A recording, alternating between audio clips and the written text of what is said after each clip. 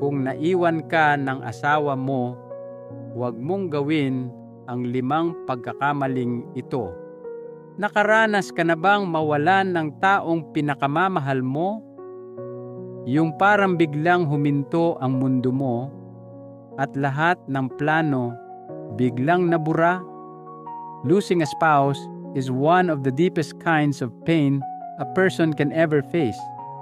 Hindi lang ito sakit sa puso, kundi pati sa isip, sa katawan, at sa direksyon ng buhay mo. Kapag nangyari yan, bigla kang haharap sa napakaraming desisyon, pera, bahay, pamilya, at sarili mo. At madalas, dahil sa sobrang lungkot o pressure ng mga tao sa paligid, nakakagawa tayo ng mga desisyong pinagsisihan sa huli. Kaya sa video na ito, pag-uusapan natin ang 5 costly mistakes na huwag mong sasabihang yes kapag pumanaw ang asawa mo. Kung gusto mong maprotektahan ang sarili mo, emotionally, mentally, at financially, tapusin mo ang video na to kasi minsan, yung mga maling oo, yan ang nagdudulot ng pinakamatinding pagsisisi. Una, huwag agad gumawa ng malalaking financial decisions. Alam mo yung kasabihan na think before you act?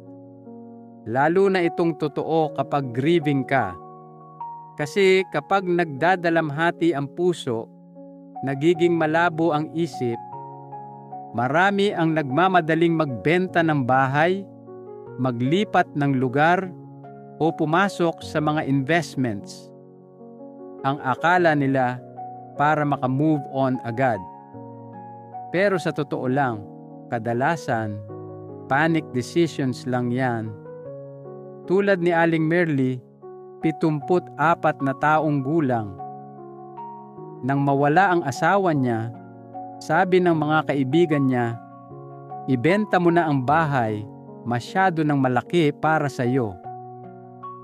Kaya binenta niya, pero ilang buwan lang nagsisi siya.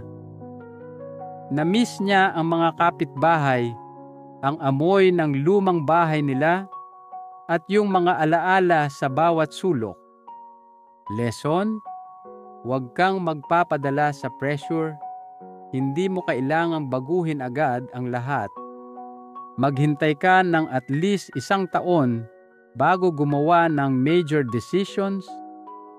Kasi sa unang taon ng pagdadalamhati, emotions pa ang nagdedesisyon, hindi isip, at huwag din basta-basta magtiwala sa mga financial advisors na biglang lumalapit. Kung may nagmamadali sa iyo pumirma o mag-invest, magduda ka na. Ang pinakamagandang desisyon, yung pinag-isipan ng malinaw, hindi yung galing sa luha. Pangalawa, huwag kang mag-isolate. Oo, gusto mong mapag-isa. Normal yan. Pero kapag masyado kang nagkulong, mas lalo kang malulunod sa lungkot. Maraming nag-aakalang kailangan ko lang ng time alone. Pero hindi nila namamalayan na weeks become months. At ang bahay mo nagiging tahimik na kulungan. Tulad ni Mang Harold, 78 taong gulang, pagkamatay ng asawa niya, tumigil siya sa pakikisalamuha. No texts, no calls, walang bisita, hanggang sa araw-araw, puro kalungkutan at pagod ang kasama niya. Isang araw, inimbita lang siya ng kapitbahay para magkape. At doon, siya muling natawa kahit sandali. Mula noon, unti-unti siyang bumalik sa mundo. Hindi mo kailangang pilitin ang sarili mong sumaya agad. Pero kailangan mong buksan ulit ang pinto. kape lang muna, tawag sa kaibigan, o kahit makinig lang sa kwento ng iba. Yan ang mga maliliit na hakbang na nagdadala ng liwanag. Kasi tandaan, healing happens in connection. Hindi mo kailangang mag-isa sa lungkot. Pangatlo, huwag pabayaan ang sarili mong kalusugan. Maraming nawawalan ng gana kapag nawalan ng asawa.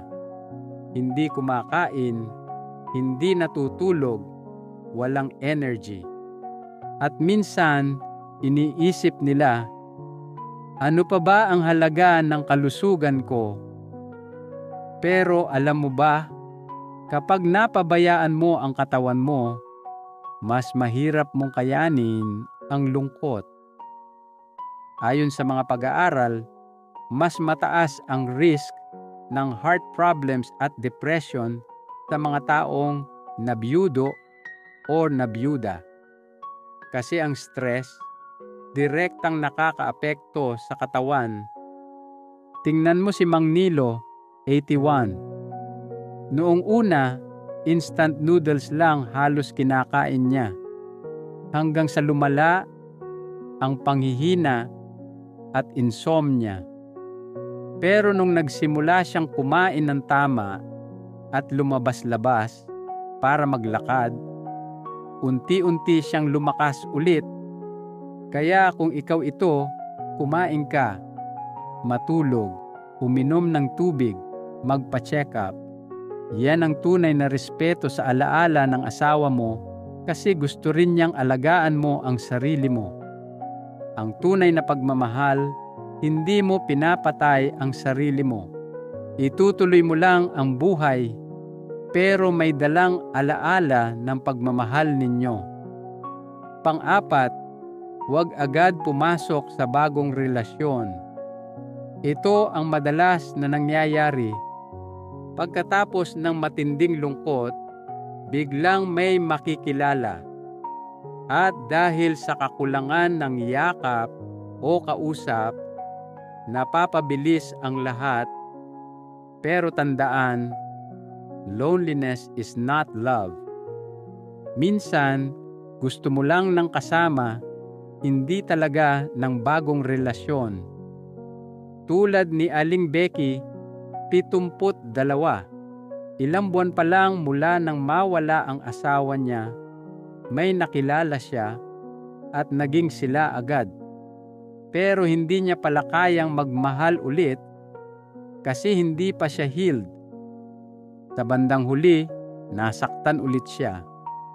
Walang masama sa pagmamahal ulit, pero siguraduhin mong healed ka muna. Huwag kang papasok sa relasyon para takasan ang lungkot. Pumasok ka kapag kaya mo nang magmahal ulit ng buo, hindi bilang kapalit. At mag-ingat sa mga taong umaabuso sa kalungkutan ng iba. Maraming scammers na ginagamit ang sympathy para makakuha ng pera o tiwala. Kapag may nagmamadali o gusto kang ilayo sa pamilya mo, red flag yan. Love can wait. Healing first, always. Pang-5, huwag mong ikulong ang sarili mo sa mga alaala. Ang hirap, diba? Titingnan mo lang ang upuan niya, mararamdaman mo na agad ang sakit. Pero kung pipilitin mong panatilihin lahat, bawat gamit, bawat damit, bawat litrato, mas lalo mong pinapabigat ang dibdib mo. Tulad ni Mang Ben, 76, iniwan niya lahat ng gamit ng asawa niya sa dati nitong pwesto para daw hindi niya makalimutan. Pero araw-araw, yun din ang nagpapaalala sa kanya ng pagkawala. Hanggang sa unti-unti niyang inayos ang bahay, nag-iwan ng ilang gamit, pero nagbigay rin ng iba. at doon niya naramdaman ang konting ginhawa. Hindi ibig sabihin ng pagbitaw ay paglimot.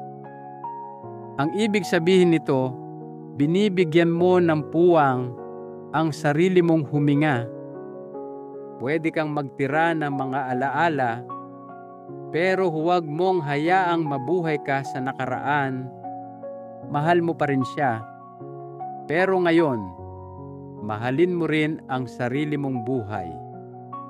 Ang pagkawala ng asawa ay isa sa pinakamabigat na laban ng buhay. Pero tandaan, hindi ito katapusan ng kwento mo.